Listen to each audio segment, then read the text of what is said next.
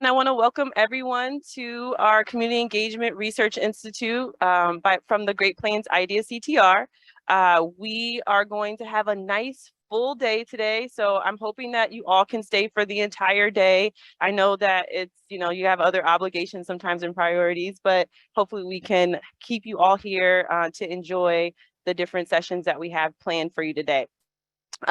One other thing before we get started, before I introduce our first speaker, I want to remind you that if you do want to ask questions, you'll need to hit the button on microphones on your table until there's a little red light around the top until that comes on. When that comes on, then you could be able to speak into the microphone and ask your question or comment or whatever. Remind you that if you don't want it to pick up your voice, you'll have to turn it off if you're talking amongst each other about the topic or whatever. So just keep that in mind, okay? All right, so I'm gonna go ahead and get us started so we can stay on time today and introduce our first speaker. We have first Dr. Heidi Keeler. Heidi is a clinician or has been a clinician for over 20 years, 10 of which include population health and system-based foci. Dr. Keeler worked on numerous efforts related to population health, workforce policy, and research in her role as a faculty member in the College of Nursing. As a director of continuing nursing education, Dr. Keeler operationalized dissemination strategies utilizing best practices and accreditation criteria to develop the healthcare workforce with partners across the state and nationally using face-to-face and distance technologies. As the director of the Office of Community Engagement, Dr. Keeler works with UNMC leadership and local and national experts to build institution-level engagement infrastructure based on national standards on which CTR efforts can expand. Dr. Keeler serves as the Community Engagement Liaison for the IDEA CTR Community Engagement and Outreach Core, which is who is hosting this today. This includes reaching out to continue building communication and infrastructure between partner institution engagement personnel. This position is also responsible for working with the Community Advisory Board and supports the overarching development of Community Advisory Board aims and initiatives. The matching of institutional partnerships across all missions served by the Office of Community Engagement with optimal clinical and translational research opportunities complements the existing infrastructure of the growing community research base. Allow me to please welcome Dr. Heidi Keeler.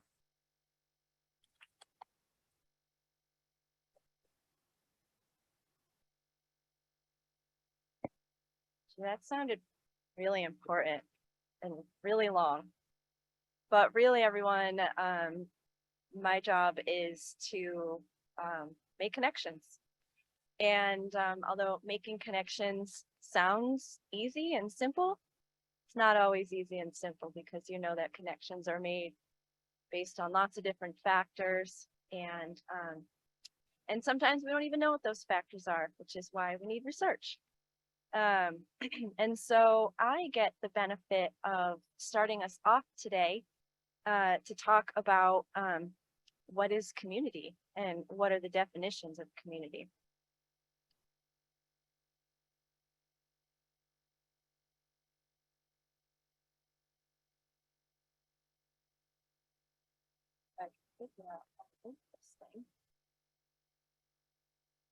There we go. All right, so when Emily asked me to talk about defining community, I said, yeah, I can't wait. That sounds amazing. Because we all have an inherent knowledge about what community is. And I thought, talking about a definition of community is going to be pretty easy. But did you know that it's not exactly easy because communities are complex? And to land on a particular definition of community, particularly when you're interested in doing research with communities, is really hard. And did you know that there's really not one definition of it either? So what are we going to talk about? We got to really break all of that down, right? So we're going to talk about defining community in relation to community engaged research. So there's 101 different ways to define a community outside of research, but we're really going to talk about how to do it within the context of research. And not just research as in a lab, but research as in with all of us, with our communities, with our organizations, and all of the complexities that happen within those and in between those. And then, you don't necessarily think too hard about how your definition of community drives your research protocol and your methodology and how it can impact your outcomes. We're going to talk a little bit about that too. And then the fun begins. Then once we talk about the definitions, we're going to take a look at some examples in the literature. And these are as varied as the number of literature articles out there. So we're going to have some fun and really trying to pull definitions of community out. And then you're going to draft your own definition of community based on the work that you do. And then that's really going to serve as the foundation for all of the discussions that we're going to have from here. So the goal for today is to really, each of these presentations are going to build on each other so that when you walk out later today, you're really going to have a good toolbox and a good set of concepts in your mind of how to proceed in the work that you do every day. And if you are a community member, you're really going to hopefully understand why academics do what they do.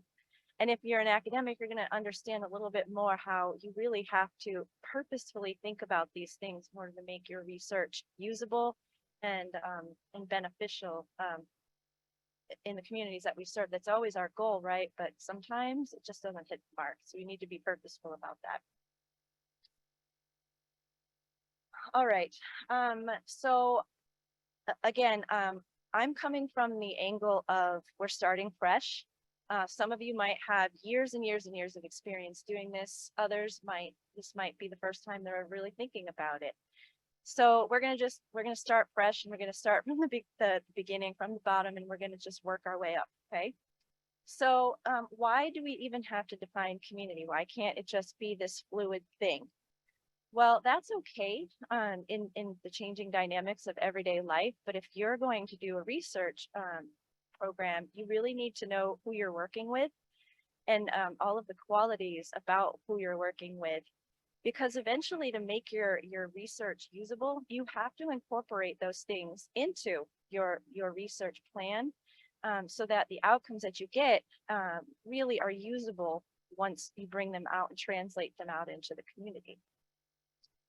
And I can actually remember a time where in my role as the director of community engagement for UNMC, we were literally having the same discussion, like, what is community? What is community engagement?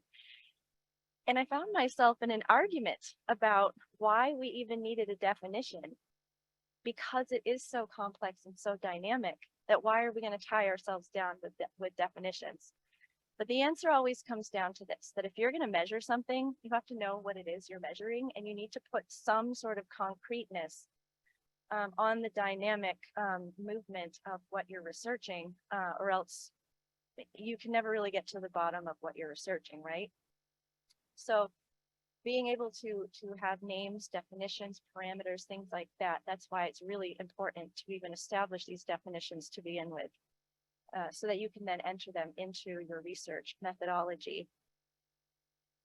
And then again, if you're not really considering who your community is, if your intention is to be a community engaged researcher or utilize community participatory research, if you don't have a working knowledge of all of the components of your community, you're just not going to be able to design something that eventually is effective. And because I like pictures, I just put this together for you. Your outcomes really are tied to that definition of what it is you're doing. And then using that definition and considering the definition really leads to a full consideration of all of your research components. And then here's another interesting thing, that if you dig into the research, you're going to find this. You can say that you're studying one group in your definition of your community, but then if you compare that against your recruitment protocols, a lot of times they don't match. And so how can you say in the end with your outcomes that this is the outcome of this community if your recruitment strategy doesn't match who you say your community is? So that's why there has to be consistency all the way through, and you really have to spend some time on defining community. I would say that one common error that we often see in reviewing research protocols is not considering who your community is, not defining that, and then not having it reflected throughout the proposal. All right, so I said that community is really we all kind of know what community is, and this is the dictionary example of the definition of community. And interestingly enough, did you know that in biology, community has a very specific definition too? I guess I had forgotten that, but really, you know, it's a group of people living together or associated with certain characteristics. But that's not exactly good enough for us in the work that we do. I read this, I tripped over this, and I'm a voracious reader, and so I love reading all sorts of things. And so I tripped over this one. This isn't a scientific definition, but in my work in community engagement, I love this definition because it says a community is a group of people, humans, fellow humans. We always want to keep that piece of this front and center. Sometimes in science, we tend to dehumanize, that care about each other. That's relationships, and feel like they belong, that's inclusion, together, and that's a shared identity. So again, we're getting closer to a good definition for the use of research. But I want to take just 1 second too, because I keep saying that the definition of community really is important, and it's really important based on your research and the methodologies that you used, with community engaged research being a key. That's kind of why we're all here. And so I wanted to just take a moment to define what community engaged research is, in case you haven't really taken time to look at that in the past. And in looking at definition of community and comparing it to what community engaged research is, we get closer to that definition. So a process of working collaboratively with people affiliated by geographic proximity, interests, or similar situations, usually issues affecting their well-being. It brings about environmental and behavioral changes. And really, it's always about looking at the health of individuals. And then it involves partnerships, collaborations, thank you, that help mobilize resources and influence systems. We know that resources is always a key to community work as well, right? And without the ability to influence those and convincing those who have the resources, a lot of this work is for naught. Having cold, hard data is often a good way to do that. All right, now this is incredibly obvious, but I told you that I like pictures, and so I drew this one up too, just to show you my thinking.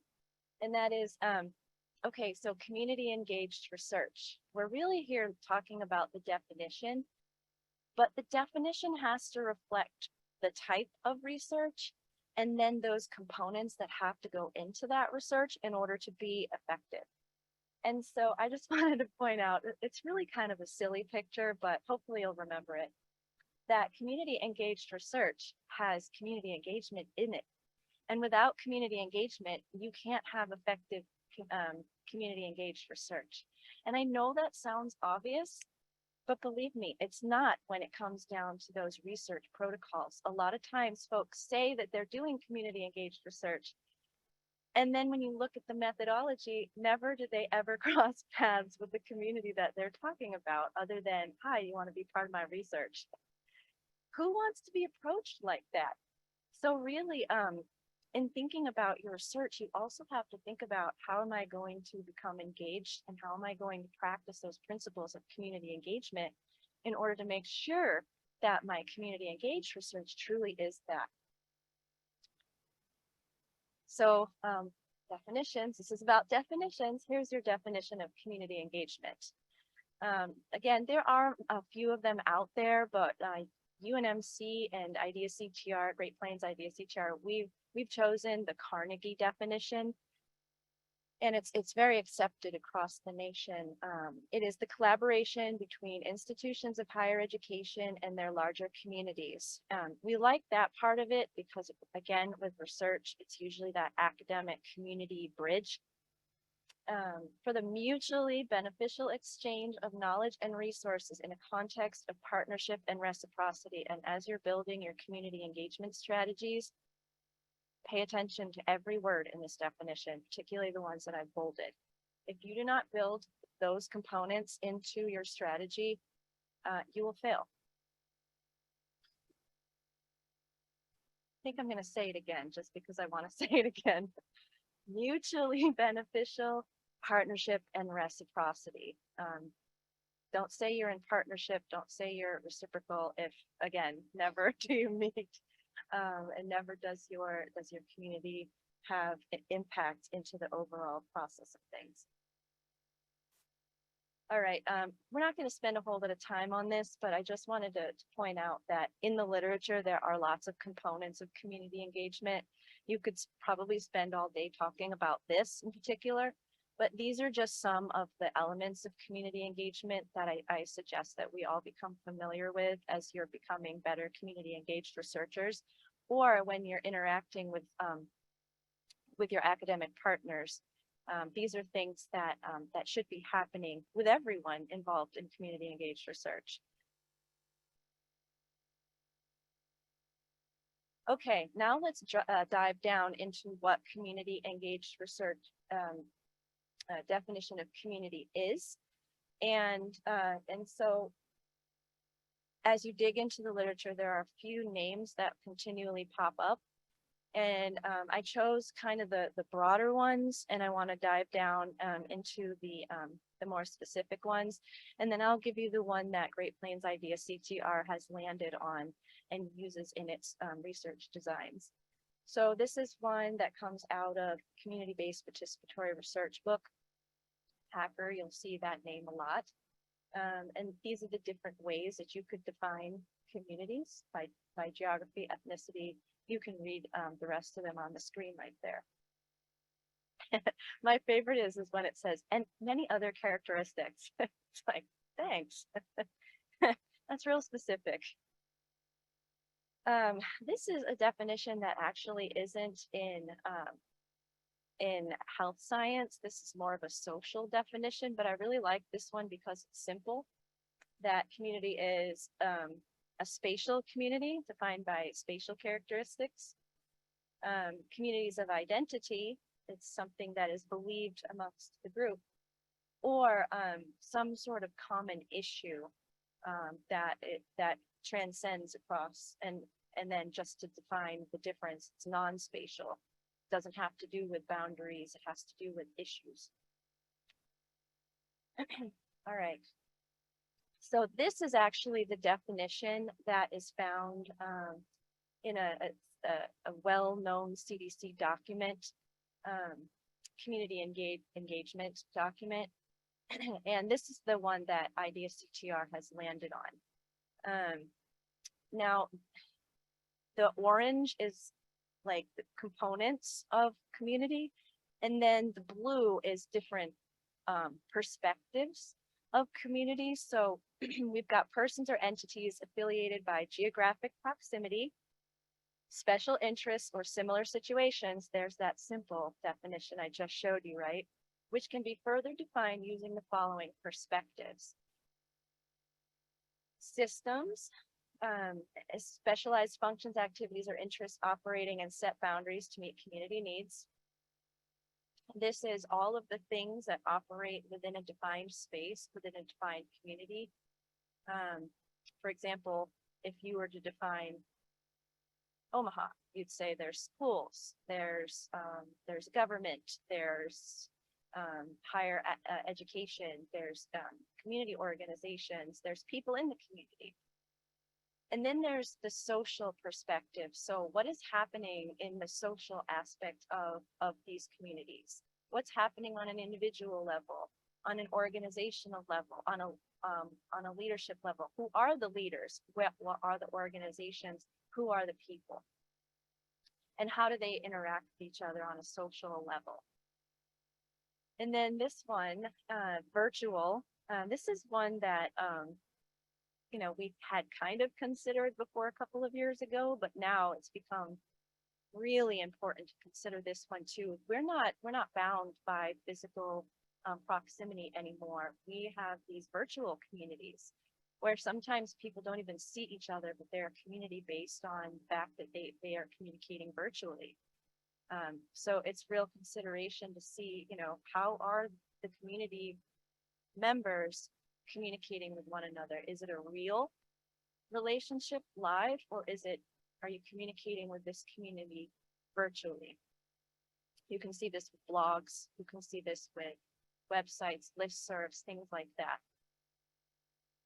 And then there's the individual perspective of community. And this one is how a person sees themselves or how others see and think about that person. That's that identity component. And interestingly enough, this perspective is one that you really have to be careful with too, because academics like to define communities, but it might not be the way that the community they're trying to define even sees themselves. So you need to be really careful and make sure that you're not artificially defining a community, that your definition considers what that community thinks about itself and what are the characteristics that they consider a part of their community versus what you might identify with the data or however else you define.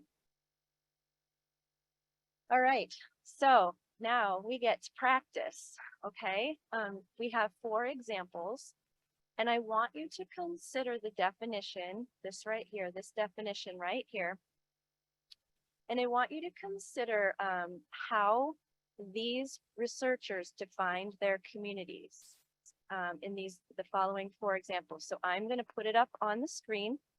I'm not going to, can you all see up here? Would you be able to see? Because I can read it if you would like, but that's kind of, so I'm going to give you a minute to read it and then consider what perspective do we think that the researchers were using in defining the community, okay? All right, here's example number 1. I'll give you a minute to read it over, consider, and then we'll discuss.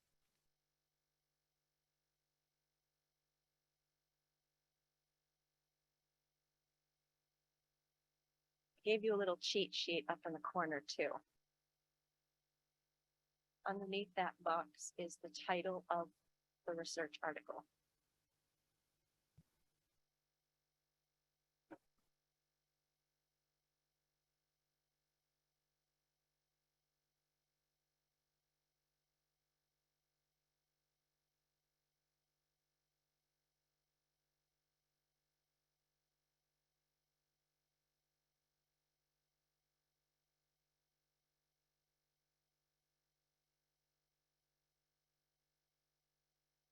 Okay, so the name of this is a community engaged exploratory study investigating the risk of elder abuse and neglect in 2 refugee communities in Greensboro, North Carolina.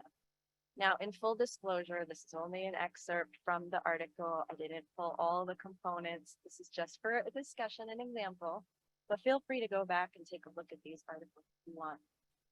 What do you all think? What perspective do you think the researchers were using when defining this community? And it can be more than one too. In fact, I think it should be more than one. Yeah. Okay, I'll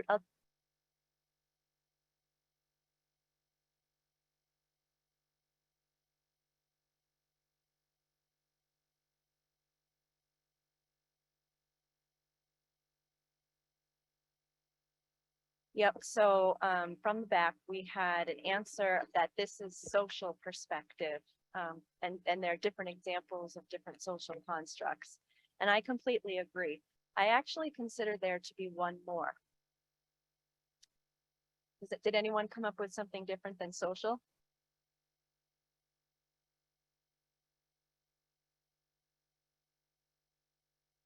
also geographic since it happens in one specific county or city county? Yeah, geographic, you could say that. You could say that would kind of fall under the the orange part of the definition, yeah. There would also be individual because these are self-identified as belonging to this. Very good. Yeah, that was the other one that I picked up right away. They were self-identifying. And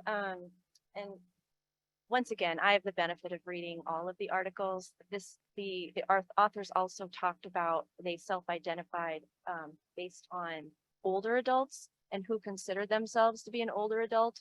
And they actually did define in the article that that age was not defined by this community in the same way that we do, as in specific ages.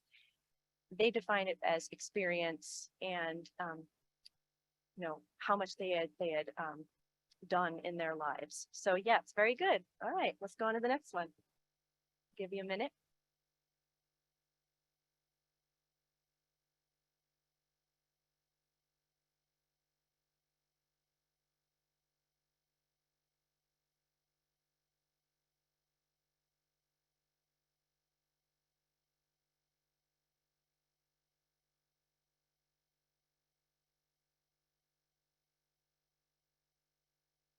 Also very interesting to consider the title versus what's being mentioned.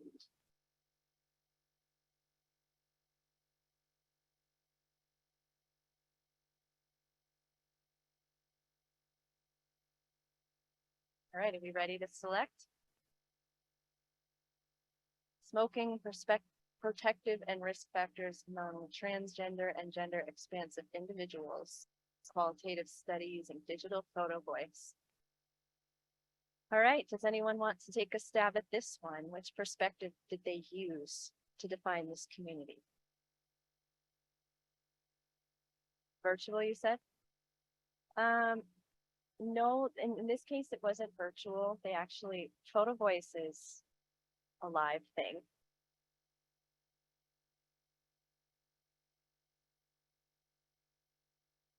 I'm sorry.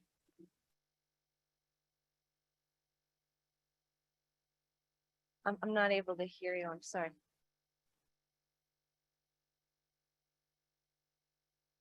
Yes, absolutely. That is a method of communicating. They are connected to one another based on their virtual participation. So that's actually one I didn't think about. That's good. What else? There's one that just popped right out at me.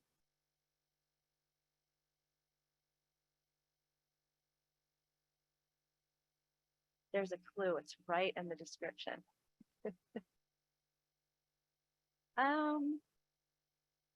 It could be.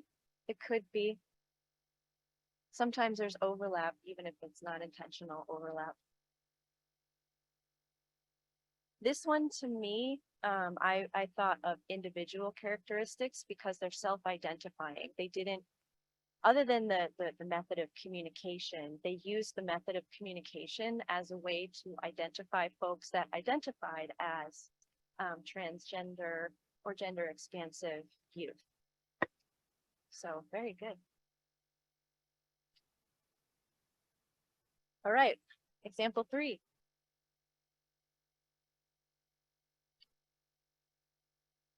Health impacts of perchlorate and pesticide exposure. Protocol for community engaged research to evaluate environmental toxicants in the U.S. border community.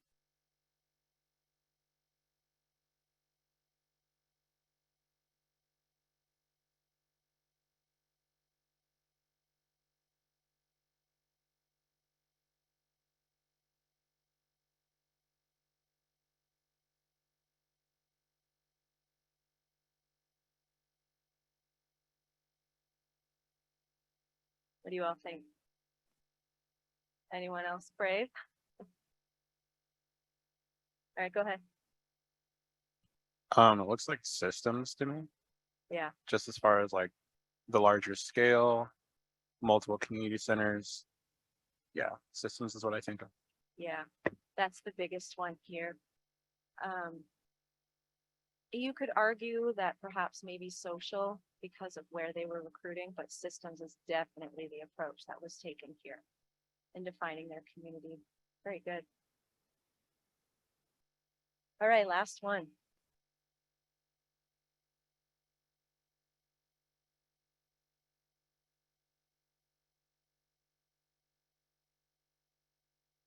Adolescents and young adults with spina bifida transitioning to adulthood. A comprehensive community-based needs assessment. I just realized a million years ago, my research was actually on adolescents, and I'm realizing that I picked several on adolescents, and I didn't do that on purpose. Very interesting.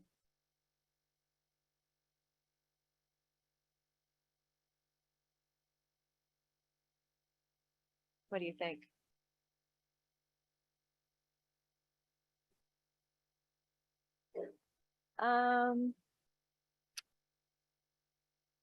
Individual. I actually didn't consider it individual, because they had it or they didn't. They didn't necessarily self-identify. They weren't describing their own characteristics. I saw it as something else. That's not to say that there isn't overlap and that there isn't, you know, some individual components in here.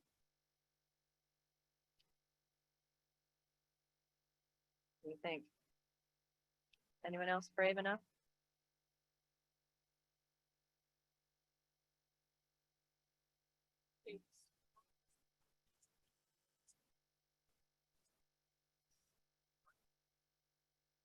Yeah, you could consider this social based on looking at who the players are interacting. I actually considered this one to be a systems, more of a systems definition. And the key here is who did they identify as being key players in the research and in the community? And the Spina Bifida Coalition and Center for Spina Bifida, those were two key stakeholders. And so I think that they primarily approached this from a systems perspective. Now, if you are reading this and you're saying, I can see components of different areas that of the definition and the perspectives that we talked about, that's entirely possible because remember, these are not discrete concepts. There is a lot of overlap and sometimes it is difficult to really tease out what they were doing, especially if they didn't make the definitions up front, if they had kind of a fluid approach. So in looking at these, one thing that you can think about is, okay, if I'm defining my communities with these 4 examples, we picked out the one that jumped out at us as the perspective that they used, but that doesn't mean that in the beginning of their research, they couldn't say, okay, let's look at this community from the systems level. Let's look at this community from the individual level or the social level. Let's look at it to see, are there any components of virtual? And Latrice, you pointed out virtual a perspective in one of the examples that I hadn't even seen, but they did bring that component in. And so if you weren't looking for that, you might miss a major component of your community. So the lesson here is that when you're defining your own communities, again, we have this definition right here. We've got the orange where, you know, the typical ways that you define community by space, by interest, by situations, etc. But then take a look at what's the systems involved in this community? What are the social aspects of this community? Is there a virtual component? Because it's a huge, huge thing these days. And then what are those individual characteristics? And I think individual characteristics is really important because if you're not looking at that, you might miss a critical factor in the design of your research and the definition of your community. So, all right, what we're gonna do now is it's your turn. It's your turn. I think that it would be really good for all of you to, if you're a researcher and you have a research interest, to go ahead and try and write down a definition of your community. Using the definition that we just looked at. There is inside your packet, there's a sheet that says definition of community worksheet. And so there are some questions on here, and there is a little space halfway down there, about 3/4 of the way down, that you can use to start writing down your community. If you are a community member and you're really not doing research at this moment, you have your choice of picking the community that you work for or work with, or you can even practice by thinking of a community that you belong in, and really start writing down what you think about your community. What is the definition of your community? And what are those components from each perspective that would really help to define your community to others who are trying to come in and address needs articulated by the community?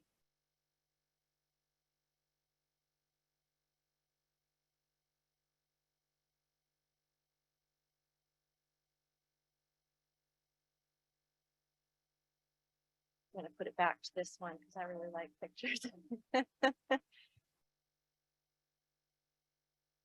I'm going to give you probably about 10 minutes to do this too. And you can work with one another if you want to do so.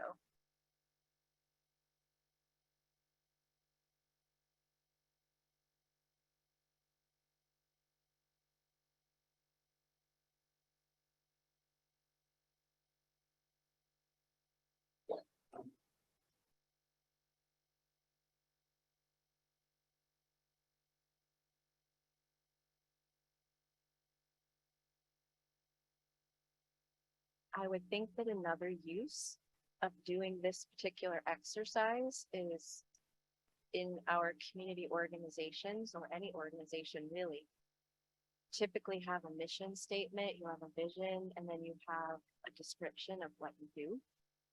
And I think that going through this exercise can help you further define or justify the definition that you're currently operating under.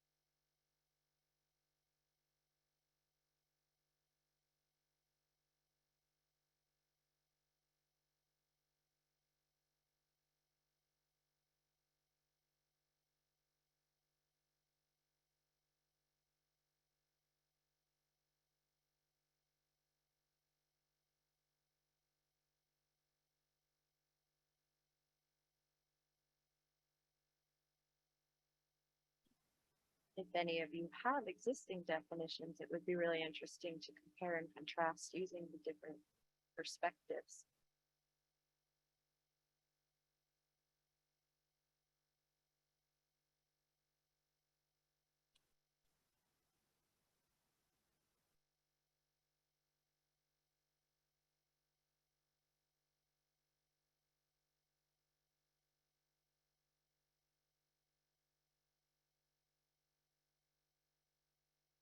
So as you're all diligently working, I have to admit to all of you that I have 4 kids.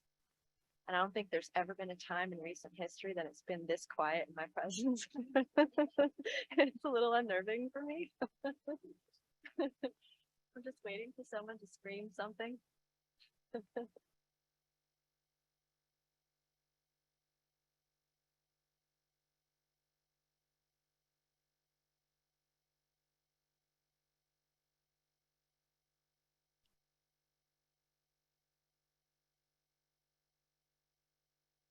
If you are stuck on something, or you want to discuss something, feel free.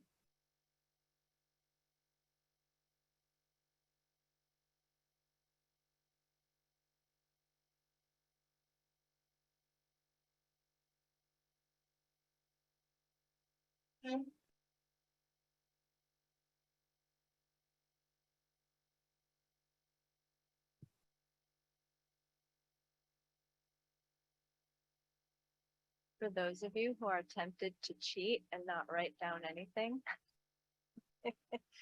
that might catch up to you in the next sessions.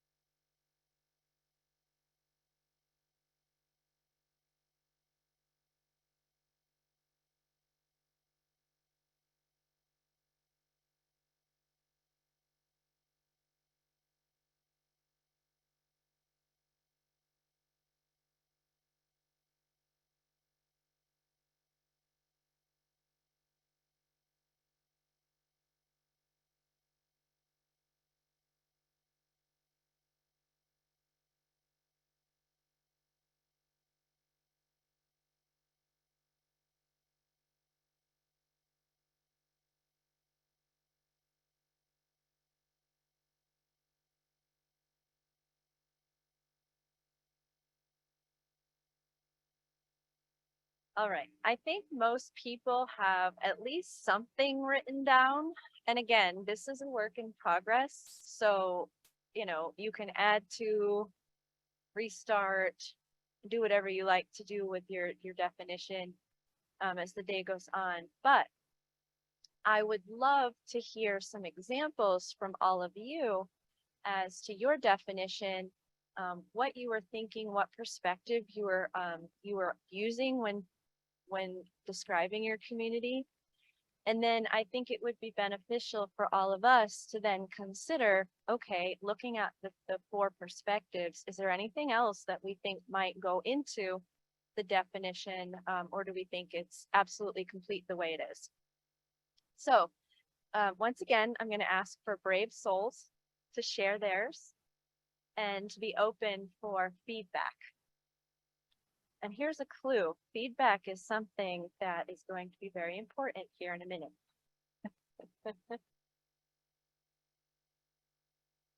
Are there any brave souls, or do I have to pick on someone? All right.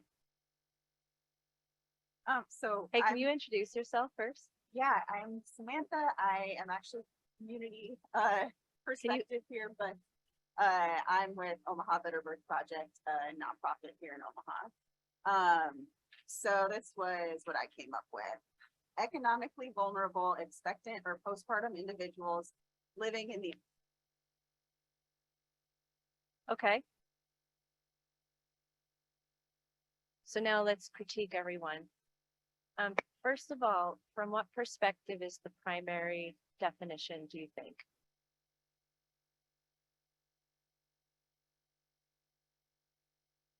Can you read it again?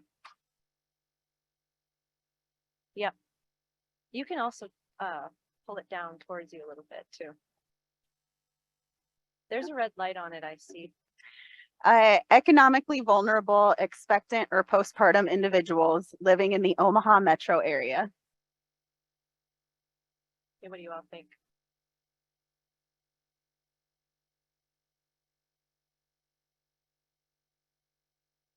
The crowd would like you to read it one more time.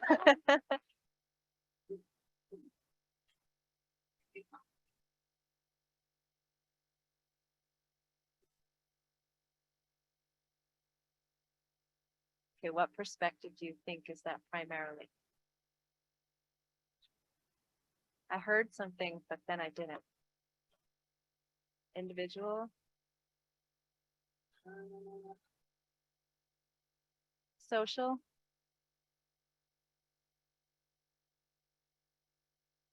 Systems? That's the one that actually popped out at me. Systems. It's a geographic location, its characteristics, meeting a particular community need. I think from a social perspective, you would want to look at, it sounds like from social perspective, you're looking at individuals. But who are the other folks that impact that community in, socially? Are there other people, other leaders, other organizations? How are you communicating with them? That would be your virtual. Is there some sort of online communication with them? Is it only live? Do they communicate with each other online, or is it just with you? And then what do you think about individual? If we looked at this from an individual, what do you think?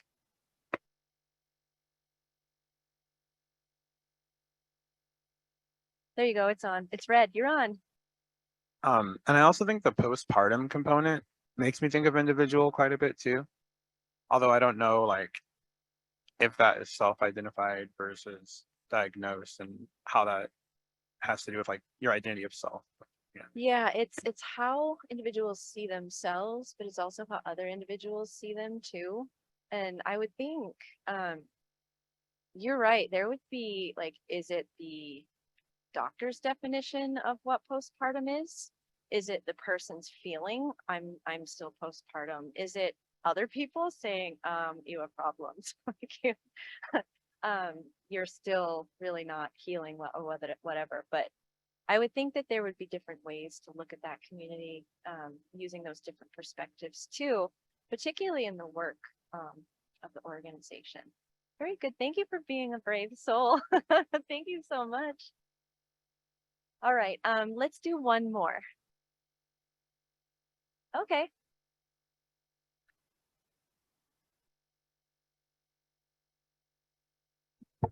Thank you for doing Indigenous that. Ojibwe women in the Midwest that are in the helping profession who hold space for one another through traditional Native American ceremonies on an ongoing monthly basis. Nice. Now read it again. Indigenous Ojibwe women in the Midwest that are in the helping profession who hold space for one another through traditional Native American ceremonies on an ongoing monthly basis. Okay, I'm going to have you read it one more time. Indigenous Ojibwe women in the Midwest that are in the helping profession who hold space for one another through traditional Native American ceremonies on an ongoing monthly basis. This is going to be fun. All right, what do you all think about that? What perspective do you think is primarily used in that definition? Yeah, to me that popped out as social. What would happen if we looked at that community from a systems perspective? What do we think we would add, or what do we think we would consider?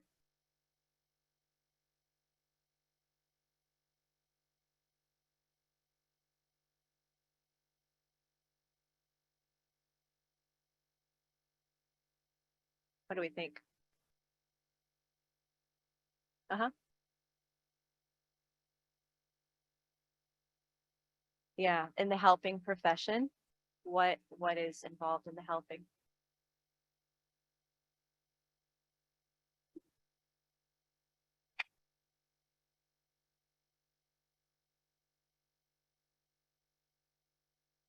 I think about the tribe, the tribal aspect of it too.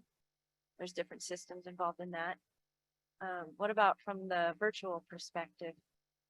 Is that even a consideration? Yeah, since the pandemic, yes, there is. Pre-pandemic, that would have never been an option, but now it is live or virtual. And what about the individual level? What do we think if we consider that perspective? What would we consider in that definition?